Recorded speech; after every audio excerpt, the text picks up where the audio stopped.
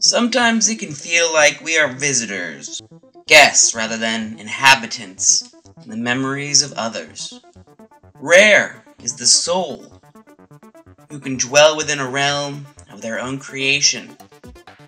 And even then, all things must come to an end. We are constantly moving from the ruins of one dream to another, always shifting, never truly stable. Exploration of the cosmos is considered the final frontier. But why then do we fantasize about its ruination? Two games I've played recently explore the solar system through the lens of a civilization on the verge of destruction. Outer Wilds and Deliver Us the Moon, while appearing very different, tell us the same tale through different lenses, leaving overt narrative on the sidelines. The stories evolve through our own exploration of the memories of those who came before us. What is different among these two similar games? And what is similar? And who did it better? When considering a game's visuals, Deliver Us the Moon offers a more traditional experience. The game emphasizes realism, and the realistic graphics conform to that desire. The vastness and emptiness of space are conveyed neatly and efficiently. While the experience is a bit lacking in detail and personality, its functional sterility fits with the overall ethos of the game. Outer Wilds, on the other hand, offers a more unique visual journey through the stars. Realism is completely thrown out the window, and planets themselves are more like abstract puzzle boxes than inhabitable worlds. On one hand, the graphics are a bit lower in quality in Outer Wilds. However, the cartoony style also allows for more complex gameplay mechanics. The challenge with the style in a game like Outer Wilds lies not in replicating reality, but in striking the balance between chaos and absurdism. I love the daring reimaginings of space portrayed in the game, with each planet having its own unique character, such as the twin planets whose gravity sucks the sand from one to the other, like a rotating hourglass in space, revealing more or less of the landscape below, depending on the time of the player's visit. Or Brittle Hollow, whose surface is crumbling before the player's eyes, getting sucked into a black hole which inhabits the planet's core. However, the game occasionally veered into the overly fanciful, which sometimes could rob the game of its mystique, such as the deadly anglerfishes, which served as the player's primary nemesis on Dark Bramble. It could get a little bit too silly. I give both games 8 out of 10 for visuals. Both games offer the player a shot at saving a near-dead civilization. Outer Wilds puts the player on a planet of rustic, Brer Rabbit-esque aliens. The player, an alien themselves, sets off under the guise of routine exploration. They soon learn that the solar system is on the brink of destruction, but due to a time loop created by ancient alien technology, they have unlimited attempts to set the solar system straight. It is up to the player to learn about the current civilization's progress in exploring the solar system, and then to unravel the mysteries of the ancient aliens who have left behind cryptic traces of their scientific work on every planet. Most of the fun to be had in this game stems from learning all the intricacies of the ancient technology, which is surprisingly well fleshed out and justifies the bizarre art style of the game. As in any good story, the player learns over the course of their progression through the game that the weirdness of the world they inhabit is more than just for show.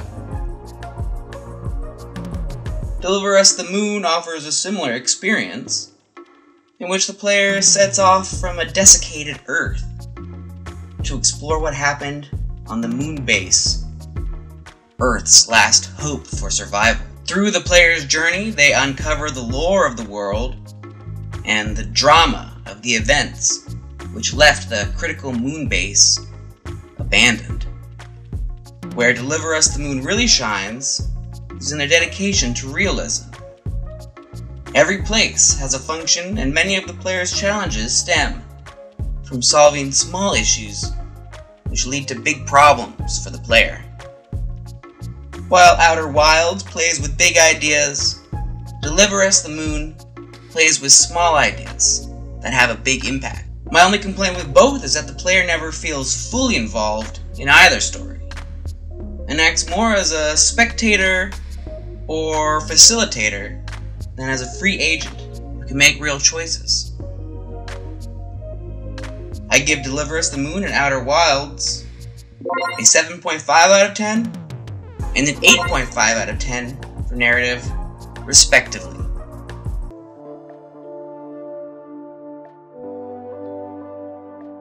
The gameplay in Deliver Us the Moon is fairly straightforward. Storyline is entirely linear, with only one pathway forward available to the player. Along the way, the player will encounter light puzzles, light platforming, and some pretty nasty time attacks as the player navigates space without oxygen.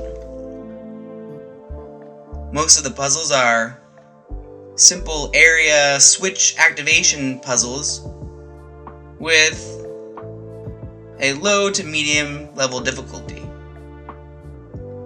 Only when the player's oxygen is compromised does it feel like there is any real challenge.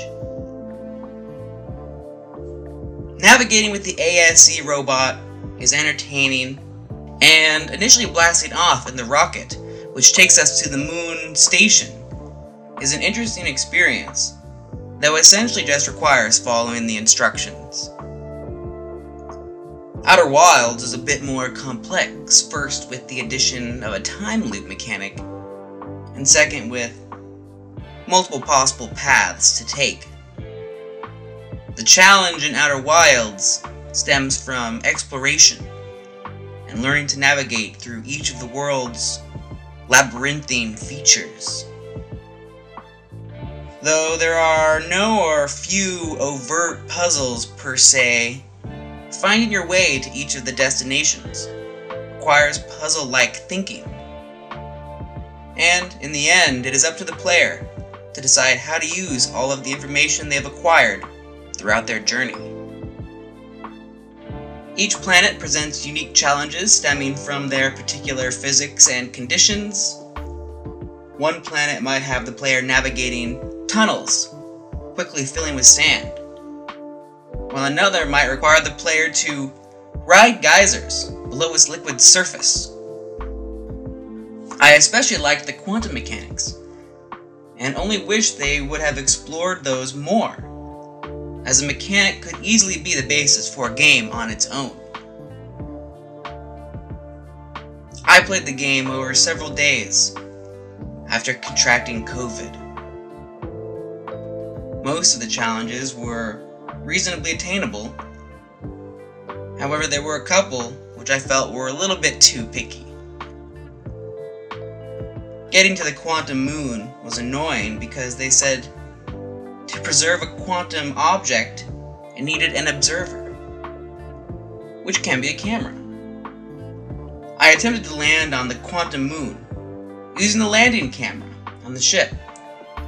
Why else, I thought, would they have included it, as it really wasn't ever necessary anywhere else. However, for some reason, my landing camera did not count as an observer, and I could not land on the moon.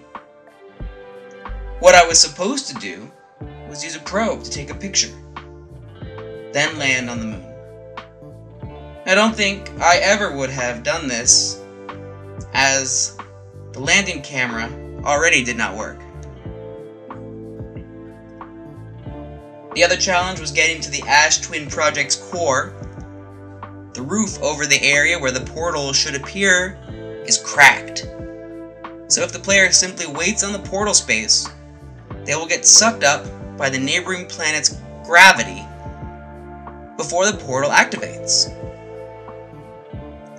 The solution is to wait to the side and then rush into the sand column at just the right time. Overall, I thought this was a fairly inelegant solution, though I might have gotten to it eventually if I got desperate enough. But I was starting to recover, so I decided to look these final two solutions up. Overall, both games presented interesting challenges unique to space travel and exploration. However, at the end of the day, both failed to provide a very game-like experience, instead presenting the player with what I would call a very interactive museum.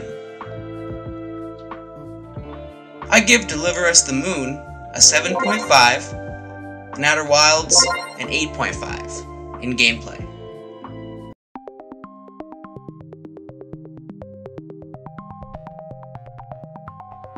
Outer Wilds and Deliver Us the Moon present two contrasting visions of a dying universe, two dream ruins, which we as players get to stumble through. Outer Wilds offers a quirky Groundhog Day tangled thread for the player to unravel. Deliver Us the Moon offers a neat and straightforward adventure, with the added bonus of plausibility, realism, and human-like characters. I would recommend Outer Wilds to fans of Majora's Mask and Myst, while Deliver Us the Moon has more in common with games like Dear Esther. Final verdict in the battle between these two little space adventures. Deliver Us the Moon gets a 7.5, and Outer Wilds gets an 8.5. My recommendation to both developers is more interactivity. We came to play a game, not explore a museum. But how about you? Which game do you think should win the matchup?